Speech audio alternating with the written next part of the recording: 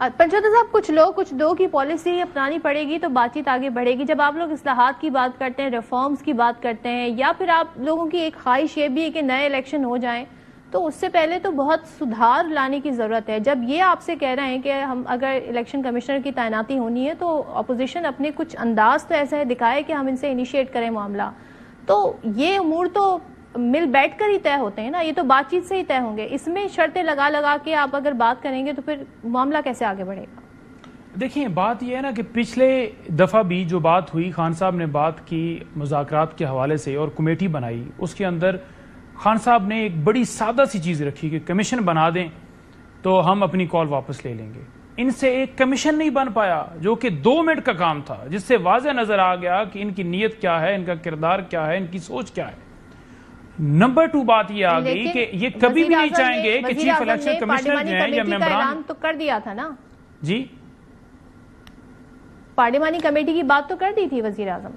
دیکھیں جو کمیٹی بنائی گئی یا جو مذاکرات کے حوالے سے پیش رفت کی گئی، 2 مہینوں کے اندر وہ کیا کہتے ہیں نا، ٹرک کی بتی کے پیچھے لگانے والا معاملہ، ایک کے بعد ایک ڈیٹ، ایک کے بعد آپ ریٹرن لے کر آ جائیں، آپ ہمیں بتا دیں، آپ اس کا نام بتا دیں، جس کے پاس تمام تر میٹیریل موجود ہو. قیدی آپ نے گرفتار کیے ہوئے ہیں، آپ کو کیا ڈیٹا چاہیے؟ ڈیٹا تو آپ کے پاس موجود ہے، ڈیٹا آپ ہم سے مانگ رہے ہیں.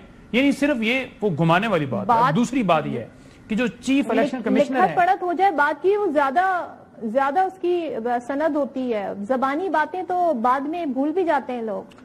اچھا ریٹرن دے کے تو پھر اس کا ریٹرن رپلائی آئے گا، پھر کراس ایگزامینیشن ہوگا، پھر ایویڈنس ہوگی، پھر ایویڈنس کے بعد پھر فائنل بحث ہوگی، اور پھر ڈیسیجن جو ہے ریزرو کیا جائے گا، اور پھر ڈیسیجن 5 سال بعد سنایا جائے گا.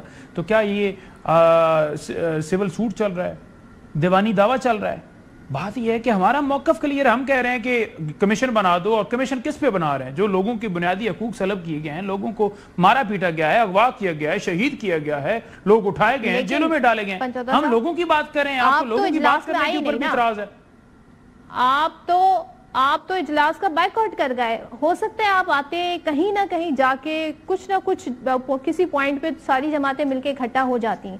بہت ساری اپوزیشن حکومت کی جماعتوں میں اس جوڈیشل کمیشن کے اجلاس میں جو لوگ بیٹھے ہیں، اس جو مذاکراتی کمیٹی میں بہت سارے ارکان جو تھے وہ اس بات کے حامی تھے کہ ملک کے لیے اچھا ہے کہ اپوزیشن کو ساتھ لے کے چلیں. لیکن آپ لوگوں نے کہا نہیں جی نہیں ہوگا تو ہم نہیں آئیں گے. دیکھیں کنڈکٹ تو الگ چیز ہے نا، کہ ان کا کنڈکٹ کیا تھا کہ صاحبزادہ احمد رضا کے گھر جس طرح مدرسے کے اندر وہ بیٹھے ہوئے تھے، وہاں پر چھاپے مارے گئے، حالانکہ وہ اس جو ہماری طرف سے جو مذاکراتی کمیٹی بنائی گئی اس کے ترجمان تھے.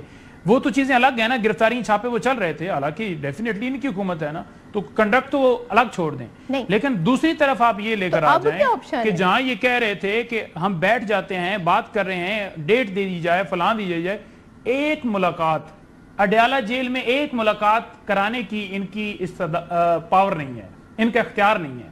صبح کا ناشتہ بھی یہ ادھر سے پوچھ کے کرتے ہیں، تو ہم ان کے ساتھ 10 سال بیٹھے رہتے کہ مذاکرات چل رہے ہیں. یہ صرف اور صرف ان کا تھا کہ ٹائم ٹیکنگ ایک گیم تھی، جس سے یہ چاہتے تھے کہ 26 والے سانے کے اوپر بالکل بات بھولی جائے. ہم کبھی بھولنے نہیں دیں گے.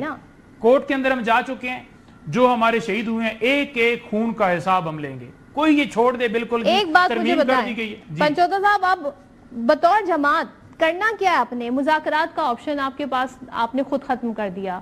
آپ ان سے بات نہیں کرنا چاہتے. احتجاج جو آپ نے کیا وہ سب کے سامنے ہے. 9 مئی ہو گیا، پھر 26 نومبر ہو گیا. مطلب کرنا کیا چاہتے ہیں اب آپ لوگ؟ کس طرح اپنی سیاست کو لے کے آگے بڑھیں گے؟ دیکھیں فلسطین کے اندر اگر آج مسلمان کھڑے ہیں، ٹھیک ہے، تو وہ کیوں کھڑے ہیں؟ وہ تو کہہ سکتے تھے نا ٹھیک ہے آئے جی اسرائیل قبضہ کر لے.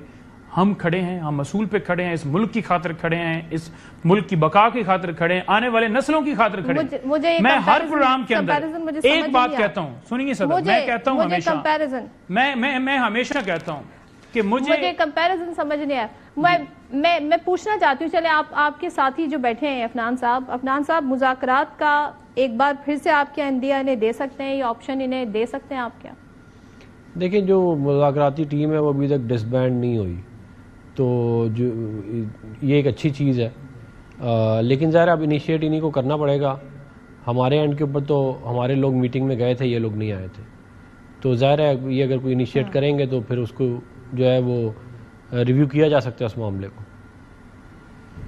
چلیں اس سے بڑی کیا بات ہوگی کہ گورنمنٹ ابھی بھی کہہ رہی ہے کہ مذاکرات کا آپشن ہم دے سکتے ہیں اگر یہ ریویو کریں. تھینک یو سو مچ عفنان صاحب, تھینک یو سو مچ.